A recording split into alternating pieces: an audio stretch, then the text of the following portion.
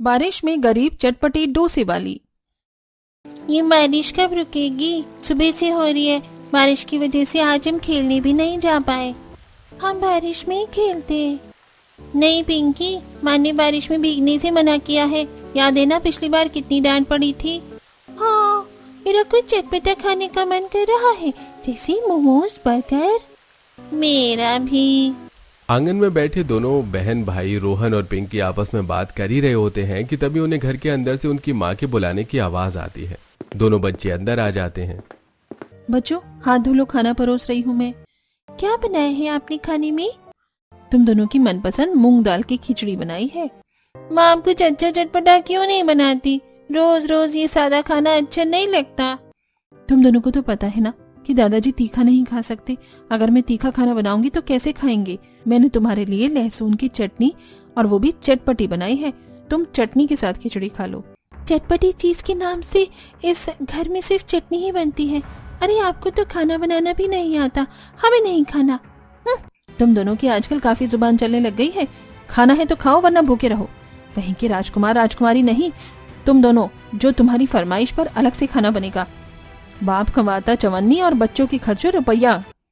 अपनी माँ की बात सुनकर दोनों बच्चे मुंह फुलाकर वापस आंगन में बैठ जाते हैं, जिसे देख मेरी वजह से क्यों बच्चों का मन मारती हो? अरे बार बार कब से वो कुछ चटपटा अच्छा खाना खाने को कह रहे हैं। लेकिन बाबा, अगर भाभी चटपटा खाना बनाएंगी तो आप फिर खाना कैसे खाएंगे? डॉक्टर ने आपको तीखा चटपटा खाने से मना कर रखा है। वो तो बच्चे हैं, उनकी ख्वाहिशें खत्म थोड़ी ना होंगी। अभी भूख लगेगी ना तो खुद आकर खिचड़ी मांग कर खाएंगे। जब से बारिश का मौसम शुरू हुआ है तब से कुछ भी चटपटा खाने को नहीं मिला। कभी किसी पड़ोस के घर में पकौड़ों की खुशबू आती है तो कभी किसी के घर से कुछ बढ़िया खाने की। इतनी कमाई भी तो नहीं है दोनों बेटों की जो एक के लिए सादा खाना बने और बाकी के लिए चटपटा बन जाए। मनोरमा का परिवार पहाड़ों से घिरे एक छोटे से इलाके में रहता था, जहां बहुत कम ही रोजगार था, जिसके चलते घर के दोनों बेटे जितेंद्र और अभिनव की दिहाड़ी काफी कम थी। रोज के 300-400 रुपए की दिहाड़ी में बच्चों की स्कूल फीस, घर का किराया और राशन लाना दोनों भाइयों के लिए काफी मुश्किल था। इस सेठ ने तो परेशान करके रख दिया है। 3 साल हो गए हैं काम करते हुए, लेकिन 1 रुपया भी नहीं बढ़ाया इसने। बढ़ाने की बोलो तो नौकरी से निकालने की धमकी देता है। एक तो पहाड़ी इलाके होने की वजह से यहाँ ज्यादा रोजगार भी नहीं है। मेरा तो कब से मन है कि हम दोनों भाई शहर जाकर पैसा कमाएं, लेकिन हम शहर चले गए तो पीछे से इन लोगों का ख्याल कौन रखेगा। दोनों भाई सब्जी लेते हुए बात कर रहे होते हैं कि तभी रास्ते में हल्की हल्की बारिश शुरू हो जाती है। बारिश होता देख कई सारे लोग आसपास से चटपटी खाने पीने के ठेलों पर चले जाते हैं और मजे से चीजों को एंजॉय करते हैं। ये देखकर कितनी बढ़िया खुशबू आ रही है ना। मन तो कर रहा है कुछ न कुछ लेकर खा लो, लेकिन अगर खा लिया तो किराए के लिए पैसे कम पड़ जाएंगे। दोनों भाई मन मार कर उस हल्की हल्की बारिश में घर लौट रहे होते हैं, तो वहीं दूसरी तरफ घर के बाहर काफी देर से एक डोसा वाला खड़ा होता है, जिसे देख रोहन भी अब अपनी माँ से डोसा लेने की जिद करता है। जब से बारिश का मौसम शुरू हुआ है ना, तब से आपने कुछ भी चटपटा बनाकर नहीं खिलाया हमें। कम से कम ये चटपटा डोसा ही खिला दो। कितनी अच्छी खुशबू आ रही है। मुझे डोसा खाना है, मुझे डोसा खाना है। तुम बहुत जिद्दी हो गए हो।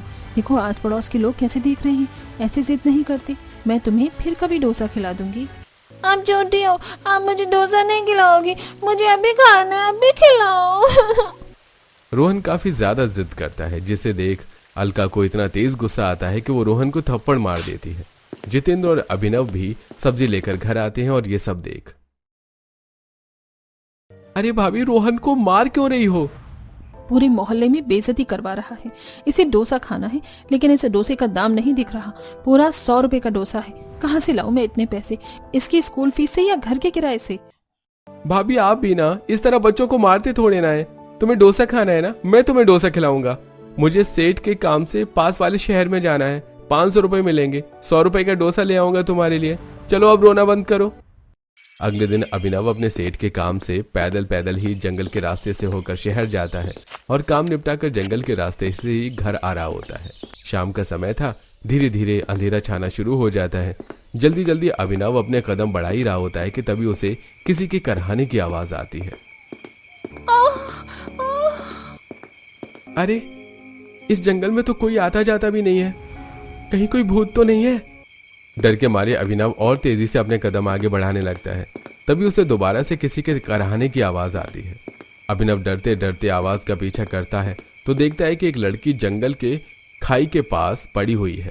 उसके सिर और हाथ से काफी खून बह रहा है और वो दर्द से कराह रही है। अरे ये लड़की जंगल में क्या कर रही है और इसे इतनी चोट कैसे लगी? इसका तो बहुत खून बह गया, इसे जल्दी से अस्पताल लेकर जाना होगा। अभिनव जल्दी से लड़की को उठाता है और नजदीकी सरकारी अस्पताल में ले जाता है। जब तक डॉक्टर उस लड़की का इलाज करते हैं तब तक इस बारे में अभिनव पुलिस को भी इन्फॉर्म कर देता है। कुछ देर बाद जब उस लड़की को होश आता है तो आप कैसा फील कर रही हैं? आपको कुछ याद है आपके साथ एक्सीडेंट कैसे हुआ? मैं कौन हूँ और यहाँ क्या कर रही हूँ? क्या हुआ था मेरे साथ? मुझे कुछ याद क्यों नहीं आ रहा? ये लड़की क्या कह रही है? इसे कुछ याद क्यों नहीं है? इनके सिर पर काफी गहरी चोट लगी थी, लगता है शायद इसीलिए अपनी याददाश्त भूल गई है। अरे कुछ अंदाजा है इस लड़की की याददाश्त कब तक वापस आएगी? देखिए, याददाश्त आने में तो कई दिन, कई हफ्ते और साल भी लग सकते हैं। अरे हम इस लड़की के बारे में आसपास के और पुलिस स्टेशन में खबर पहुंचाते हैं। तब तक के लिए अभिनव जी आप इस लड़की को अपने साथ रखिए, जैसे ही कुछ पता चलेगा हम आपको इन्फॉर्म करेंगे। सर, ये कौन है? इनका नाम अभिनव है।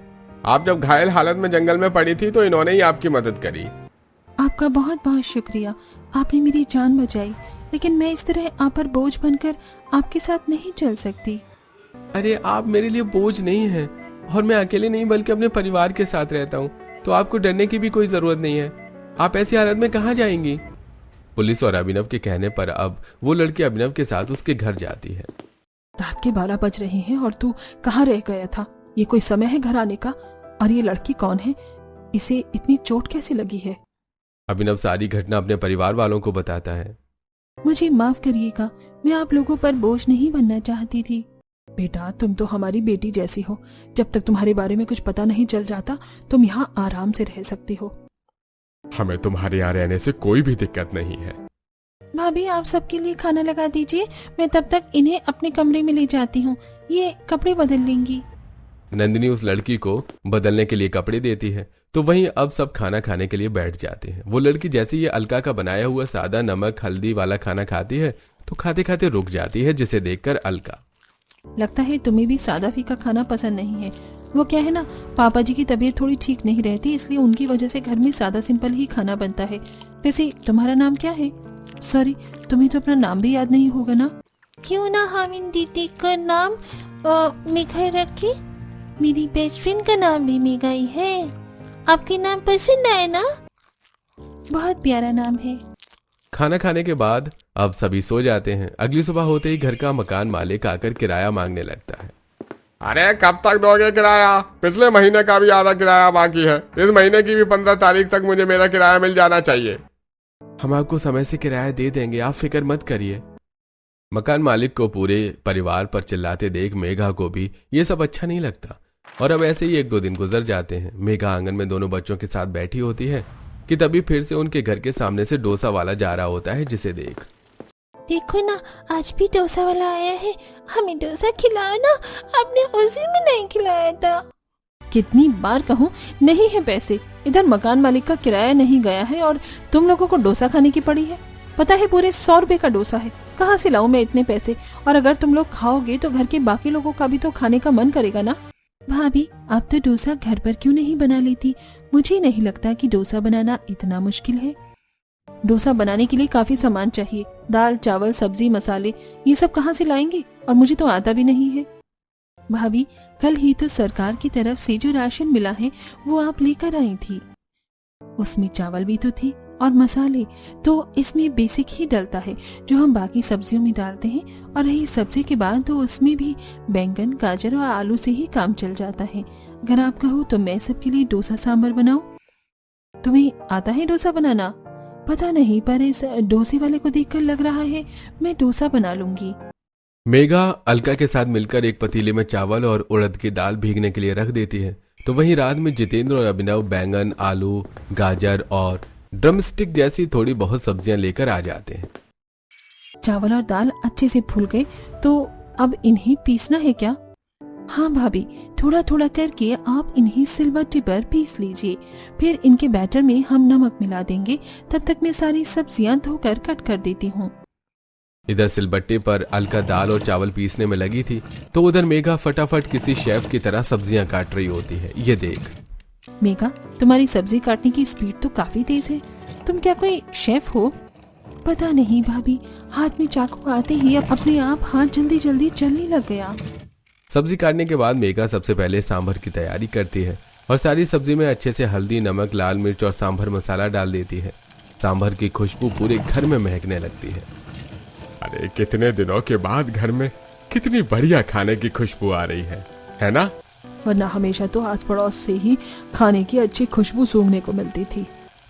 एक तरफ चूल्हे पर मेघा ने लगभग सांभर तैयार कर लिया था तो वहीं दूसरी तरफ अब तवा गरम कर मेघा उस पर डोसे का बैटर डालकर गोल गोल घुमाने लगती है और साथ ही आलू का बनाया हुआ मसाला डाल उस पर नींबू निचोड़ देती है।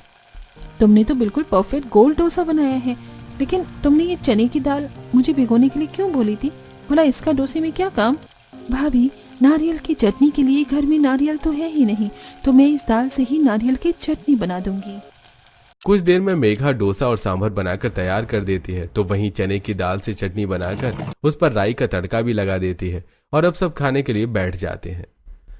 अंकल, मैंने आपके लिए सांभर थोड़ा पहले ही निकाल दिया था। आप ज्यादा चटपटा नहीं खा सकती ना, और आप लोगों को चटपटा खाना है तो मैंने इसमें थोड़ी मिर्ची ज्यादा डाली है। अब सब गर्मा गर्म डोसा खाते हैं जो उन्हें काफी पसंद आता है। आपने तो फटाफट टेस्टी डोसा बनाए हैं।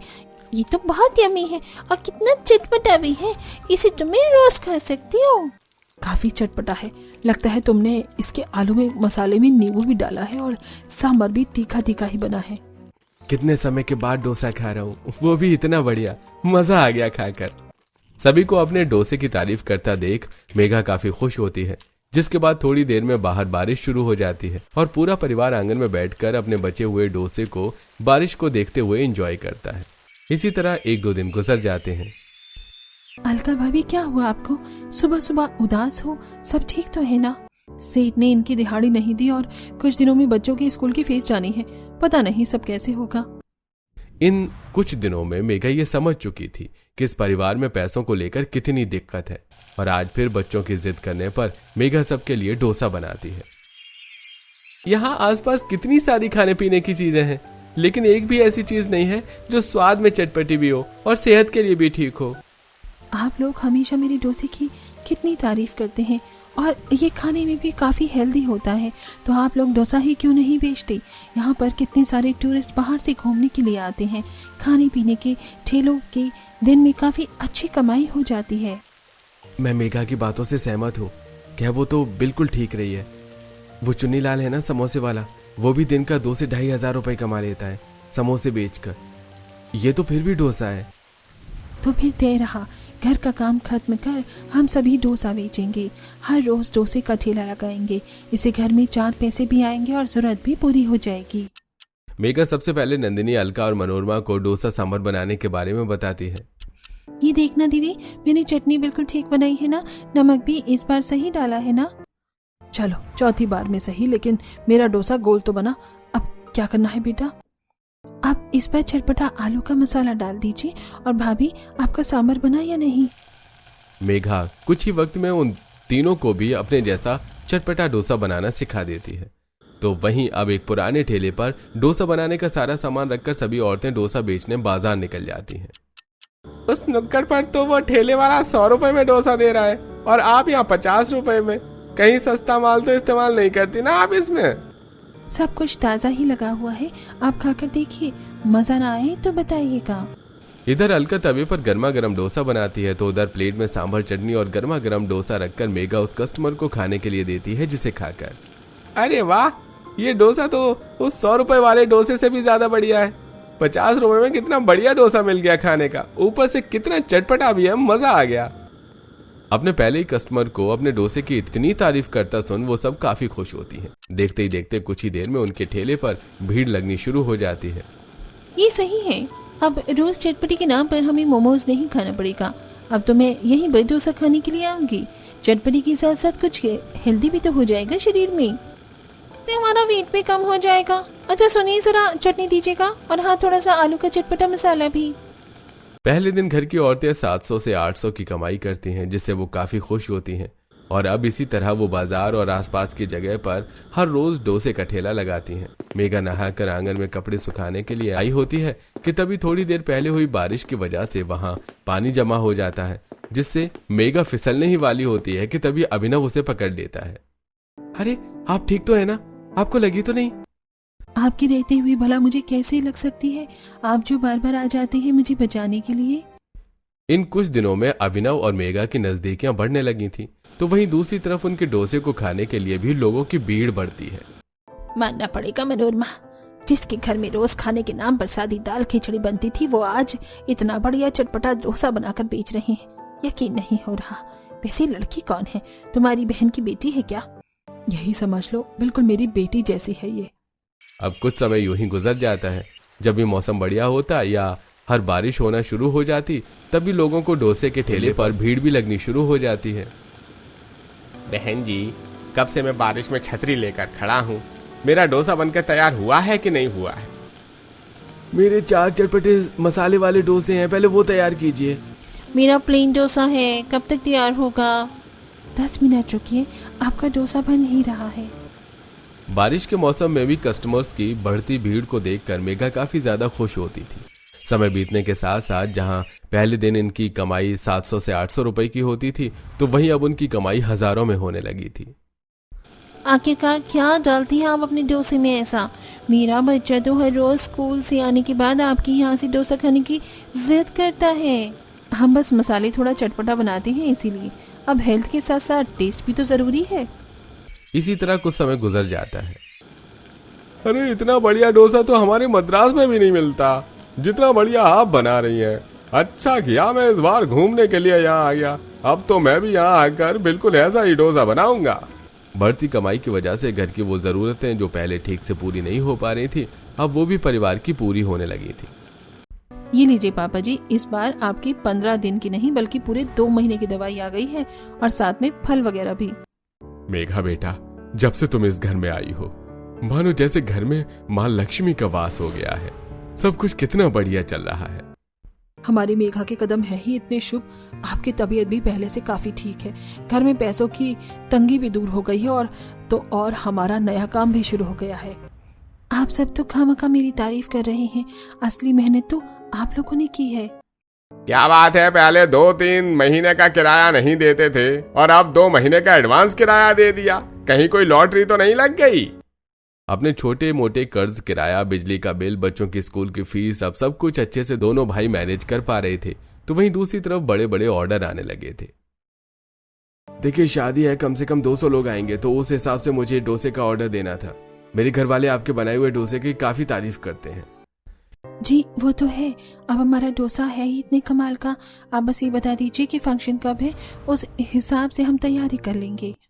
इस बीच जहां इस गरीब परिवार की तरक्की हो रही थी, तो वहीं अब मन ही मन मेघा और अभिनव भी एक दूसरे को पसंद करने लगे थे। मैंने कहा था ना, तवा गर्म है तो क्यों छुआ? देखो जल गया ना हाथ। मैं आलू पीस कर इस पर लगा देती हूँ, फफोले नहीं पड़ेंगे। मेघा तुम परेशान तो ऐसे हो रही हो जैसे हाथ अभिनव का नहीं बल्कि तुम्हारा जला हो।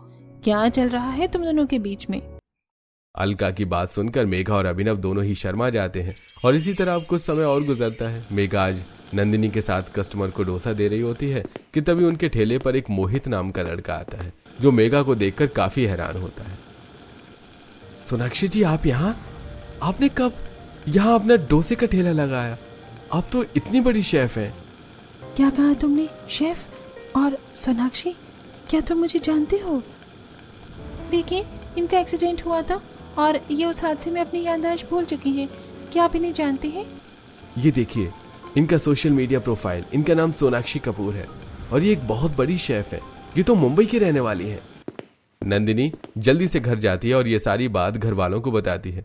पुलिस सोशल मीडिया के जरिए अब जल्दी मेघा के माता पिता को ढूंढते हैं और उन्हें कांटेक्ट करके वहां बुलाते हैं और सभी लोग सबसे पहले मेघा को लेकर अस्पताल जाते हैं। सोनाक्षी बेटा, मुझे पहचाना? मैं तेरी माँ हूँ। याद है उस दिन मैंने तुझे कितना रोका था, लेकिन तूने मेरी एक नहीं सुनी और कार लेकर चली गई। पता है हम तुझे कितने समय से ढूंढ रहे हैं। सोनाक्षी, याद करने की कोशिश करो, क्या तुम्हें कुछ याद आ रहा है? दिमाग पर जोर डालो। मुझे कुछ याद नहीं आ रहा, मेरा सर फट रहा है। सरोजनी योगेश के कहने पर मेघा अब बार बार अपने दिमाग पर जोर डालती है, जिससे उसे अपने बीते हुए कल की हल्की हल्की झलक दिखने लगती है। और मेघा को याद आता है कि वो अपनी कार लेकर रोड ट्रिप के लिए पहाड़ों पर आई होती है, लेकिन तेज बारिश की वजह से उसकी कार का टायर स्लिप होता है और वो कार सीधा पहाड़ी से नीचे आ गिरती है। लेकिन किस्मत से मेघा बच जाती है और उसकी कार ही खाई में गिरती है। माँ, पापा, मुझे सब याद आ गया। भगवान का शुक्र है कि हमारी बच्ची को कुछ नहीं हुआ। आप सभी लोगों का बहुत बहुत धन्यवाद। पता नहीं मैं आप लोगों का एहसान कैसे चुकाऊंगा। जिस तरह ये आपकी बेटी है, उसी तरह कुछ दिनों में वो हमारी भी बेटी बन चुकी है। मैंने तो मजाक मजाक में कहा था कि तुम शेफ हो, लेकिन तुम तो सच में शेफ निकली। तभी मैं सोचूं तुम इतना बढ़िया डोसा कैसे बना लेती हो। अब आप हमें छोड़कर चली जाएंगी? आप हमारे साथ नहीं रहेंगी? सभी को खुशी थी कि मेघा की याददाश्त वापस आ चुकी है, तो वहीं सभी को उसके जाने का गम भी था।